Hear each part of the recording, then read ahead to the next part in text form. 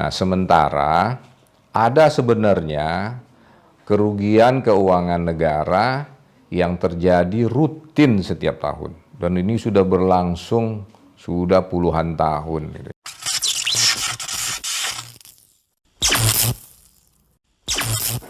Bicara tentang korupsi, ada hal yang perlu dijelaskan yang sangat penting, yang seringkali dianggap tidak penting oleh banyak orang, dianggap kecil, tetapi sebenarnya banyak juga kerugian negara. Kalau kita bicara tentang korupsi selama ini, pasti kalau sekarang nih ya, yang lagi hangat itu orang bicara tentang Asabri, itu mega korupsi 22 triliun. Kemudian ada bansos, itu puluhan miliar, gitu kan. Ya mungkin juga ratusan saya kira sih ya, kalau mulai dari awal itu mungkin ratusan miliar. Dan itu prosesnya pasti KPK, banyak proses, banyak kegiatan, banyak sumber daya yang dihabiskan oleh KPK untuk mendapatkan kasus korupsi seperti itu, untuk menangkap memproses kasus korupsi seperti itu. Ada proses tangkap tangan, dan kemudian terjadi berbagai drama, diskusi di berbagai televisi. Kemudian biasanya yang bicara politisi, ahli hukum, pengacara gitu ya, dan LSM. Nah, itu yang politisi nanti ada yang membela, ada yang menyerang, ya kan?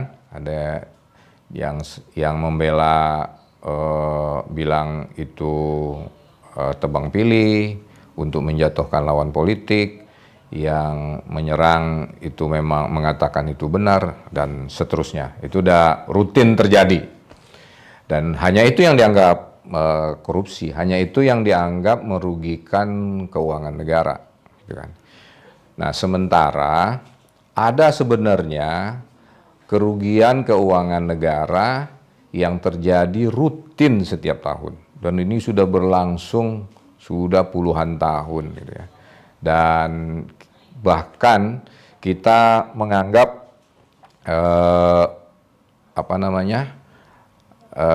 kita menganggap itu hal yang biasa. Bahkan itu bukan hanya hal yang biasa, hal yang sangat baik. Jadi kalau umpamanya Anda ngobrol dengan birokrat, kalau yang anak-anak buah, yang level bawah itu mengatakan, oh itu bosnya baik. Kenapa bosnya baik? Karena suka bagi-bagi jatah. Nah, bagi-bagi jatah nanti saya ceritakan. Dan ada umpamanya, ya sebaiknya saya jelaskan umpamanya contohnya ya. Contohnya itu uang SPJ, uang jalan. Uang jalan itu biasanya di markup. Di markupnya caranya dia jalan 1 hari, dibilang 2 hari, dibilang 3 hari. Dia jalan 2 hari, dibilang 5 hari, gitu kan. Dan itu secara dokumentasi benar dan terjadi. Ada bukti-bukti dokumentasinya ada. Nah, itu tidak masuk dalam kategori korupsi karena secara administrasi benar. Ya, nah, tapi jumlahnya tidak sedikit itu. Sekarang kita hitung-hitung ya. Kita hitung-hitung, katakan ASN itu jumlahnya sekitar 4 juta. 1/4 aja yang melakukan hal yang semacam itu. 1 juta berarti. Kalau masing-masing melakukan itu dalam setahun 10 juta, berarti uang negara hilang rutin itu minimum 10 triliun. 10 triliun bandingkan dengan Asabri. Asabri kejadian sekali 22 triliun memang. Bandingkan dengan bansos, kalau 90-an miliar kecil. Ya kan? Sementara ini yang kejadian rutin ini itu dianggap kecil selama ini dan tidak pernah jadi diskusi publik. Ya kan? Nah, itu yang bentuknya dari uang jalan. Dan sebagai bos, saya ngobrol baru hari Jumat yang lalu, saya ngobrol dengan seorang pejabat di satu kementerian. Ya dia bilang yang bisa dia lakukan adalah dia menganggap itu suatu hal yang harus dia lakukan. Yang harus dia lakukan. Kenapa? Karena itulah sumber pendapatan orang-orang, anak buahnya, yang kalau tidak dia lakukan, itu kasihan dia bilang. Nah, disitulah anak buahnya akan bilang, ini bos yang baik. Nah, bayangkan, itu korupsi sebetulnya, secara hukum tidak bisa dikatakan korupsi. Kemudian secara moral, orang-orang di dalam mengatakan itu bos yang baik, itu kelakuan yang baik. Dan itu jadi pembicaraan rutin aja setiap hari itu di birokrasi. Kalau Anda duduk-duduk dengan birokrat, itu bicara, nah SPJ kemana? Lu kemarin berapa? Itu udah biasa aja di kalangan mereka. Bukan hanya birokrasi yang di Indonesia, bukan hanya di kelurahan, sampai yang di KBRI sana, diplomat yang dengan fasilitas mewah, mereka itu pakai Mercy, pakai Alphard, pakai jas, bicaranya tiap hari bicara SPJ gitu kan. Anda bayangkan kayak begitu. Nah, pada sisi lain, nah sebelum saya bicara tentang sisi lain, saya mau bicara ada lagi yang tadi kan bentuknya uang jalan ya. Kalau ada lagi yang program yang wajib atau kegiatan yang wajib dilakukan karena aturan yang dibuat oleh Kemenpan. Itu yang namanya Lakip. Nah, ini ada cerita. Saya pernah suatu kali menawarkan ke beberapa kementerian, dan salah satu yang menanggapi, saya ketemu dengan orang di Kemenristek. Itu udah lama sekali. Terus programnya saya namakan Productivity Improvement for Government. Dan begitu saya ada atau saya di Indonesia kan program peningkatan kinerja apa gitu lah, pokoknya ada peningkatan kinerja. Begitu dilihat judul itu, si kawan itu bilang, "Oh, kita sudah punya," dengan bangga, dengan yakinnya dia bilang gitu. "Oh iya," saya bilang, "saya kaget."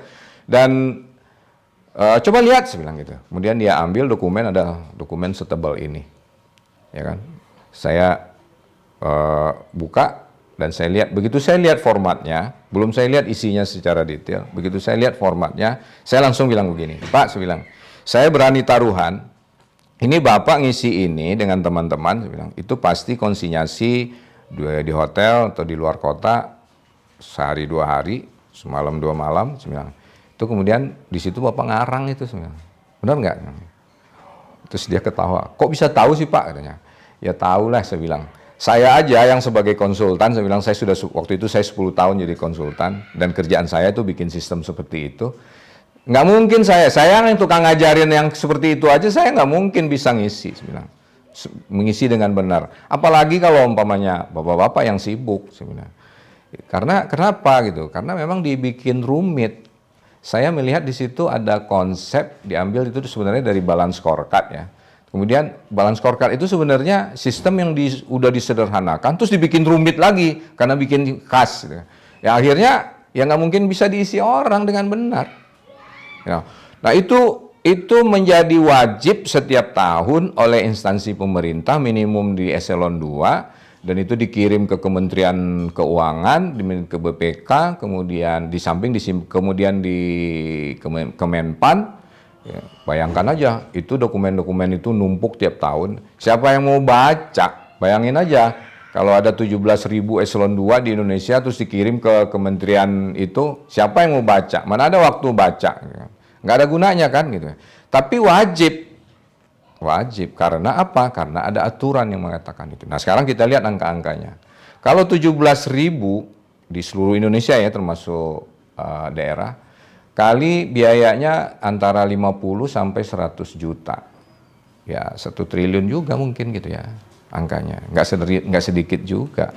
Nah, itu habis coba tiap tahun, itu pasti habis. Ya. Pada sisi lain, ya, kita lihat ada anak-anak sekolah yang pergi sekolah harus menyeberangi sungai yang lebar, deras, berbahaya. Kemudian hanya berpegangan pada tali, ada bergelantungan. Kemarin ada viral bergelantungan, 3 orang anak sekolah bergelantungan nyebrang, gitu kan? Pakai berbahaya sekali. Itu kan paling bikin jembatan itu 1 miliar 2 miliar gitu kan. Katakanlah habis 5 miliar. Sementara yang rutin dimakan habis tidak keruan itu triliunan. Nah, itu kita tenang-tenang aja. Ya kan? Itu satu. Kemudian yang kedua, sisi lain yang kedua itu, sekarang pemerintah melebarkan pajak.